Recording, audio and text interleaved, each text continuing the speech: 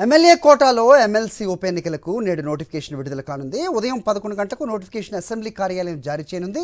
ఈ నెల 29న ఎన్నికల పోలింగ్, అదే రోజు కౌంటింగ్ జరగనుంది. 2 ఎమ్మెల్సీ ఉప ఎన్నికలకు వేరువేరుగా ఎలక్షన్ జరగనుండగా కాంగ్రెస్ ఖాతాలో 2 ఎమ్మెల్సీలు చేరనున్నాయి. దీంతో కాంగ్రెస్లో 2 ఎమ్మెల్సీల కోసం భారీగా ఆశావాహులు ఉన్నారు. టికెట్ త్యాగం చేసిన వారికి ప్రాధాన్యత ఇచ్చే అవకాశం ఉండగా ఆ కోవలో మాజీ మంత్రి చిన్నారెడ్డి, వర్కింగ్ ప్రెసిడెంట్ మహేష్ కుమార్ గౌడ్, ఈరావత్రి అనిల్, అద్దంకి దయాకర్ రేస్లో ఉన్నారు. మైనార్టీ కోటాలో షబీర్ అలీ, ఫిరోజ్ ఖాన్లతో పాటు అలీ మస్కతి, జాఫర్ జావిద్ పేర్లు వినిపిస్తున్నాయి.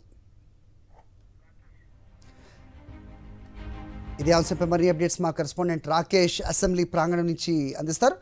రాకేష్, చెప్పండి. సో ఎమ్మెల్యే కాదు, ఎమ్మెల్సీలకు కూడా ఆశావాహులు పెద్ద సంఖ్యలో కనబడుతున్నారు కాంగ్రెస్లో. సో ఎవరి పేర్లు ఎక్కువగా వినిపిస్తున్నాయి, ఎవరికి అవకాశం ఉంటుంది, ఏంటి మీ దగ్గర inputs? Yes, 2 MLA quota MLC ఉప ఎన్నికకు 11 గంటలకు నోటిఫికేషన్ వెలువడబోతా ఉంది.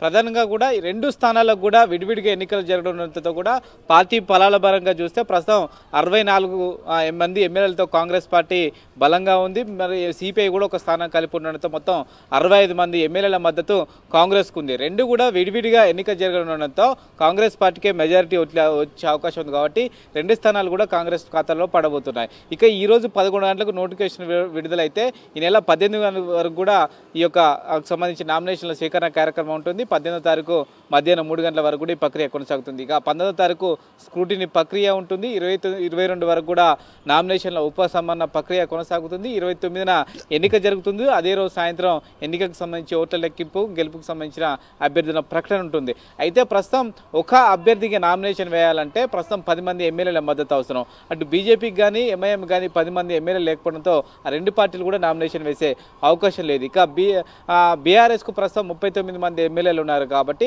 ప్రస్తుతం వాళ్ళు కనుక ఖచ్చితంగా పోటీలో ఉండాలి, కాంగ్రెస్ సంబంధించిన అభ్యర్థులు ఏకగ్రీవం కావద్దు అనుకుంటే ఖచ్చితంగా బీఆర్ఎస్ నామినేషన్ వేసే అవకాశం ఉంటుంది. వారి ఎమ్మెల్యేలను తమకు ఓటు వేయించుకునే అవకాశం కల్పించే పరిస్థితి కనిపిస్తుందని కూడా చెప్పుకోవచ్చు. అయితే కాంగ్రెస్ పార్టీ మాత్రం ఖచ్చితంగా తమకు బలం ఎక్కువగా ఉంది. 2 కూడా విడివిడిగా ఎన్నిక జరుగుతుండటంతో 2 కూడా కాంగ్రెస్ ఖచ్చితంగా వచ్చే అవకాశం ఉంది. కాబట్టి ఎవరిని ఎంపిక చేయాలి, ఎవరికి అవకాశం ఇవ్వాలని అదే ఒక దానిపైన ఆలోచన అయితే చేస్తూ ఉంది. ఎందుకంటే గవర్నర్ కోటాలో 2 స్థానాలు, ఇటు ఎమ్మెల్యే కోటాలో 2 స్థానాలు, మొత్తం 4 ఎమ్మెల్సీలకు అవకాశం ఉండడం జరిగింది. ఇప్పటికే కోదండానికి దాదాపుగా ఇవ్వాలనే ఆలోచనకు కాంగ్రెస్ పార్టీ వచ్చింది. అది గవర్నర్ కోటాగా నిర్ధారించుకోవడం జరిగింది. మరొకరికి గవర్నర్ కోటాలో ఎవరికి ఇవ్వాలనే దానిపైన కూడా చర్చ జరుగుతూ ఉంది. ఈరోజు ఢిల్లీలో రాహుల్ అలాగే సంబంధించి ఖర్గేతో బట్టి విక్రమార్క అలాగే రేవంత్ రెడ్డి భేటీ అవుతున్నారు. దానికి సంబంధించి క్లారిటీ తీసుకునే అవకాశం కల్పిస్తూ ఉంది. కానీ ఎమ్మెల్యే కోటాలో మాత్రం ఇప్పటివరకు టికెట్ త్యాగం చేసిన వాళ్లకు మొదటి ప్రాధాన్యత ఇచ్చే అవకాశం కనిపిస్తూ ఉంది. అందులో ప్రధానంగా చూస్తే మాజీ మంత్రి చిన్నారెడ్డి వనపర్తి టికెట్ చివరి వరకు కూడా ఆయన తనకే టికెట్ వస్తానని భావించారు. బీఫామ్ కూడా వచ్చిన నేపథ్యంలో ఆయన బీఫామ్ త్యాగం చేయడం జరిగింది. అలాగే చూస్తే ఈరావత్రి అనిల్ బాల్కొండకు సంబంధించిన నేత, మాజీ ఎమ్మెల్యే, ఆయన టికెట్ త్యాగం చేసి మరో వ్యక్తికి టికెట్ ఇవ్వడం జరిగింది. వర్కింగ్ ప్రెసిడెంట్ మహేష్ కుమార్ గౌడ్ కూడా వర్కింగ్ ప్రెసిడెంట్ గా ఉన్నప్పటికీ టికెట్ త్యాగం చేయడం జరిగింది.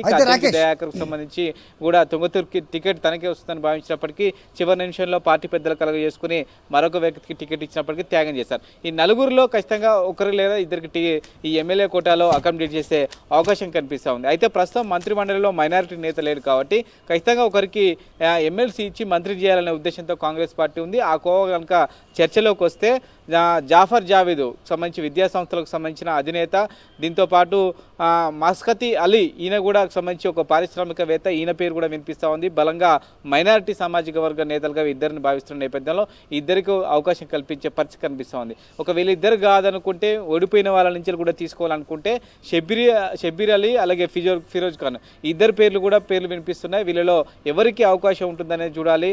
చాలాసార్లు ఓడిపోయారనే అపవాదు ప్రస్తుతం షబీర్ అలీకి ఉన్న నేపథ్యంలో మిగతా మంత్రులు కానీ ముఖ్య నేతలు ఒప్పుకుంటారా లేదని చూడాలి. వీటన్నిటి కూడా క్రైటీరియా తీసుకొని ఈరోజు సాయంత్రం కల్లా కూడా ఈ అభ్యర్థులు ఎవరైనా దానిపైన కూడా ఒక నిర్ణయం తీసుకునే అవకాశం కనిపిస్తూ ఉంది. ఖచ్చితంగా ఆ నామినేషన్లకు సంబంధించి కాంగ్రెస్ పార్టీ నుంచి పెడితే మాత్రం ఈ నెల 22న నామినేషన్ల ఉపసంహరణ తర్వాత అధికారికంగా ఎన్నికైనట్టు ప్రకటించే అవకాశం ఉంది. ఒకవేళ బీఆర్ఎస్ కనుక అభ్యర్థిని దింపితే ఖచ్చితంగా ఎన్నిక జరిగే పరిస్థితి కనబడుతుంది.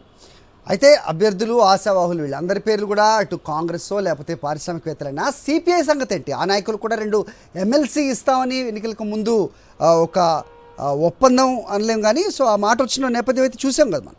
సో సిపిఐ నాయకులకి ఏమైనా ఛాన్స్ ఉండే అవకాశం ఉందా? ఖచ్చితంగా టీజీఎస్ కానీ టీజేఎస్ కానీ సిపిఐ కానీ రెండు పార్టీలో కూడా ఎమ్మెల్సీ ద్వారా అవకాశం కల్పిస్తామని గతంలోనే హామీ ఇవ్వడం జరిగింది. అయితే ఇప్పుడున్న పరిస్థితుల దృష్ట్యా కాంగ్రెస్ పార్టీ అకామిడేట్ చేసే పరిస్థితి కనిపిస్తలేదు. కేవలం టీజేఎస్కు సంబంధించి కోదండరాంకు అవకాశం కల్పించడం జరుగుతుంది. దీంతో పాటు సిపిఐకి సంబంధించి ఇప్పటికే కున్ననేనికి అవకాశం కల్పించారు కాబట్టి ఒక సంవత్సరం తర్వాత నెక్స్ట్ ఖాళీ అయ్యే ఎమ్మెల్సీలకు సంబంధించి అకామిడేట్ చేస్తామని ఇప్పటికే సిపిఐ నేతలకు హామీ ఇవ్వడం జరిగింది. దానికి అనుగుణంగా ఒక సంవత్సరం తర్వాత వాళ్ళని అకామిడేట్ చేసే పరిస్థితి కనిపిస్తుంది.